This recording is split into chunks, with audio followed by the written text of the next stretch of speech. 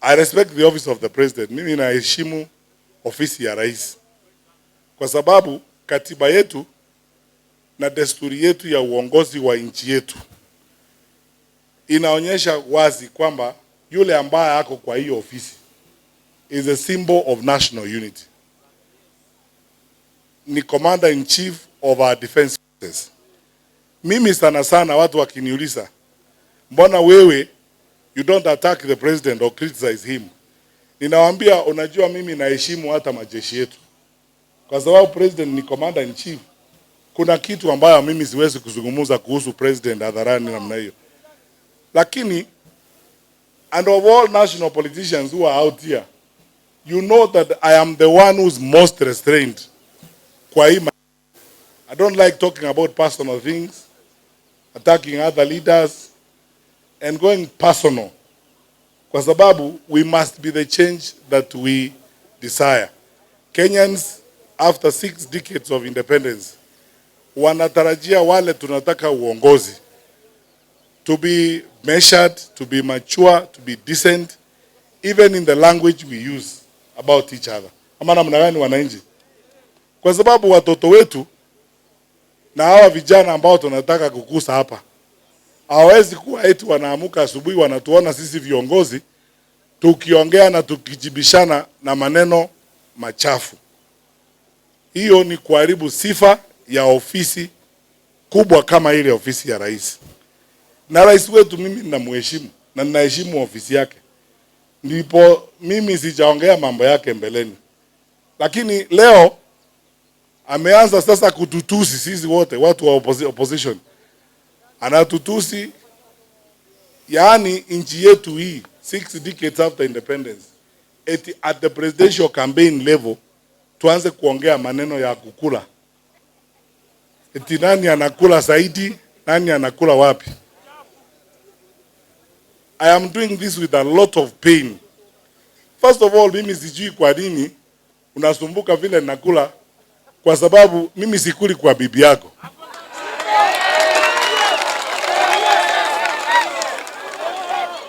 Mimi hujaniona, hujaniona nikija, hujaniona nikienda kutafuta chakula kwa bibi yako ama kwa watu wako. Mimi nakula ndizi kule Kisii kwetu na ugali na huko. Sasa kama hiyo ndio inakusumbua, mbona mimi sijakuja kukuuliza wewe mbona umekonda? Na mambo kama hayo. Unajua, mimi nataka kuwaomba hivi. Tuna heshima kubwa kwa uongozi wa nchi hii. Na ile standard imewekwa na wale wameenda mbele. Mzee Moi mwenyewe, Mzee Mwai Kibaki, Uhuru Kenyatta. Hiyo ndio standard tunataka kwa hiyo ofisi ya rais.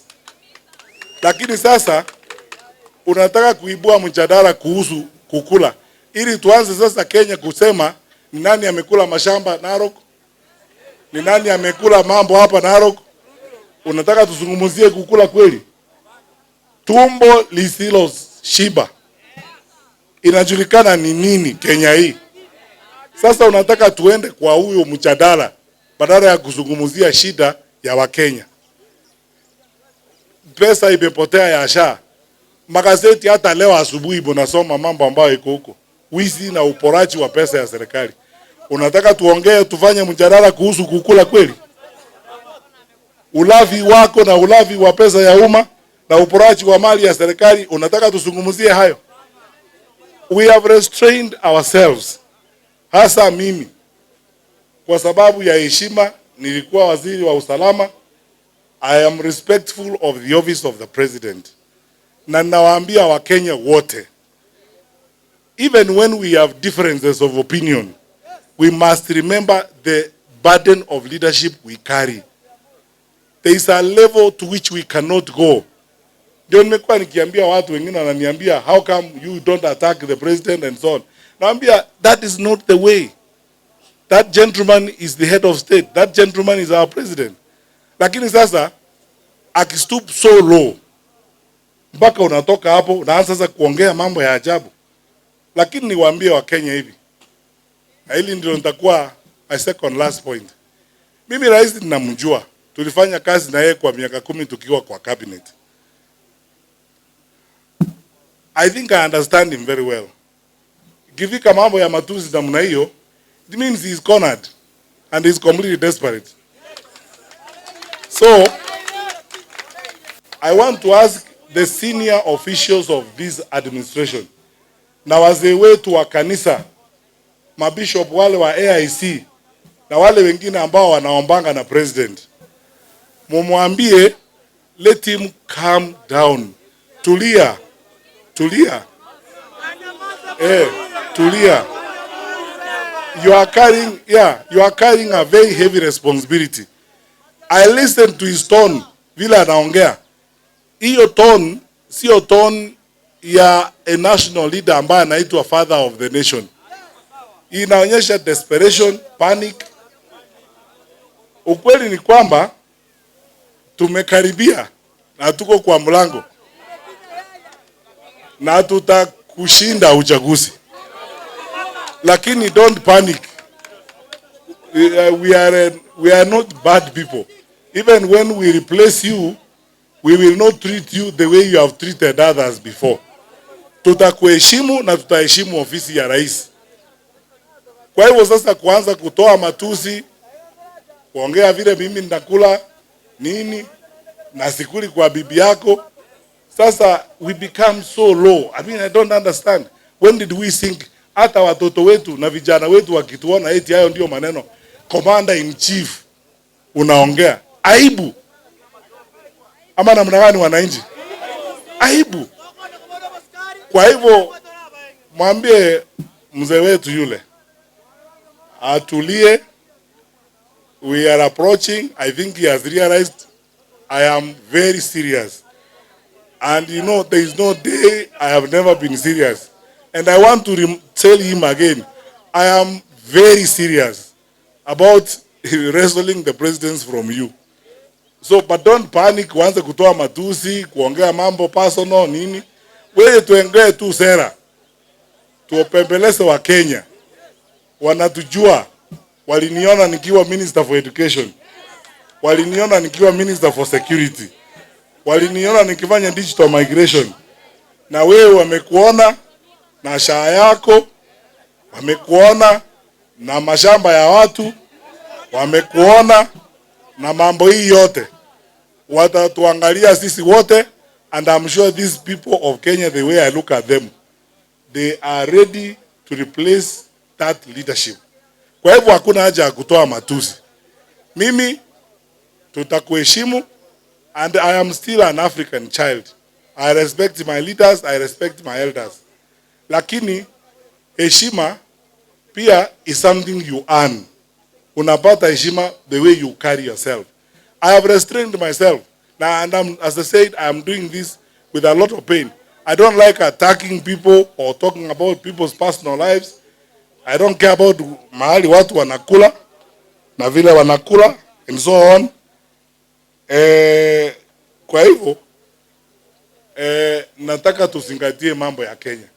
Yale maswali niliuliza hivi majuzi, najua ndio imemkasirisha rais mpaka sasa ameanza kututusi. Na ni fact, wakati tulikuwa kwa serikali 2022, Uhuru Kenyatta akiwa president wetu, budget ya State House ilikuwa 4.5 billion. Imetoka ache hapo miaka 4 iende 17 billion. Na tena hapo State House is not a manufacturing plant. Hakuna mashini inatengenezwa State House. Na expenses ya State House yote, hata ndege ile rais anaenda nayo, ni ndege ya Air Force. Air Force fuels the planes, maintains them. Sasa hii ni kuweka pesa, muende kuiba, kuanza kuonga watu, kuiba uchaguzi.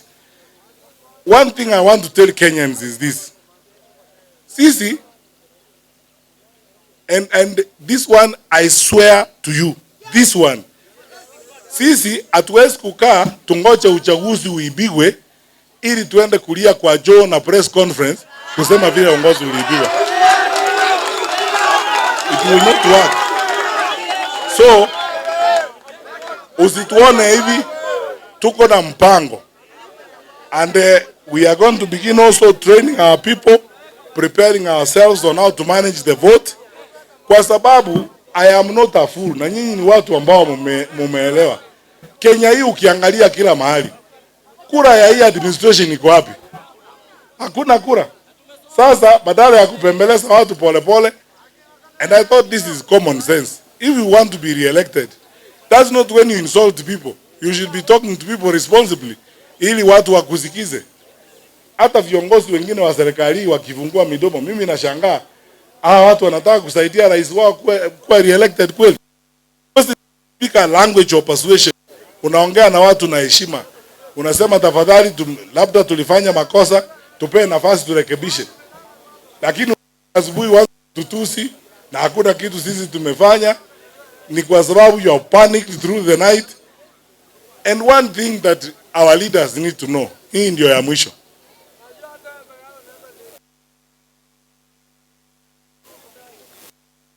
Four years ago, it's Kenyans who work in all these sectors. The president knows for sure that the opinion polls is being given even by the intelligence service. Hata sisi tuko nazo na tunajua zinasema nini, kwamba his chances of re-election are almost nil. President anajua hivyo, tunajua this. Sababu we are also working with intelligent people. Sisi tumekomboa, tuko kwa serikali, tumekomboa wale tunakomboa, scientists who are talking to Kenyans, who are putting together opinions, who are profiling things in the country. We are being advised by smart people. We are not loitering around hivi namna hii. Mimi sijafanya mchezo na kazi maisha yangu. And when I was given an assignment 10 years, you know how I worked. And I will not come here and contest presidents na mchezo. Hizi kazi nafanya na msaa. I take my assignments very seriously. So I'm taking counsel from very smart people. And we see that data we are seeing every day. Sasa mimi nawaomba wale wakubwa wa serikali, especially wale wako karibu na rais. Kwa sababu when all is said and done, this is our country. Na mheshimiwa rais tunamheshimu, and I tell people even when we have difference of opinion, lazima tuheshimiane. Na lazima tumuheshimu. Wamuadvise mkubwa wetu huyo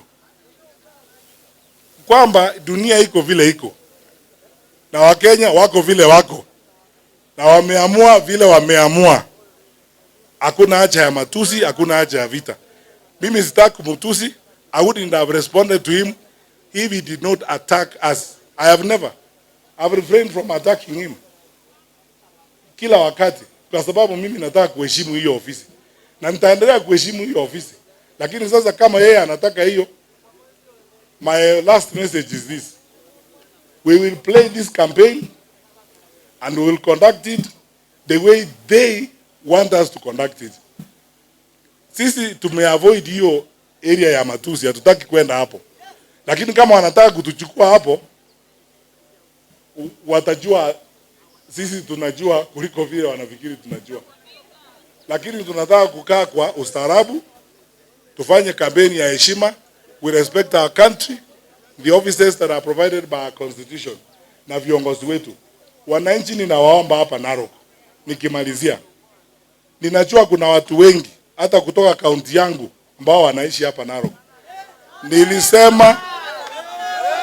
Nilisema wakati ule tulikutana pale, hapa ndio tunapiga kura. Chukueni kura, tupige kura hapa.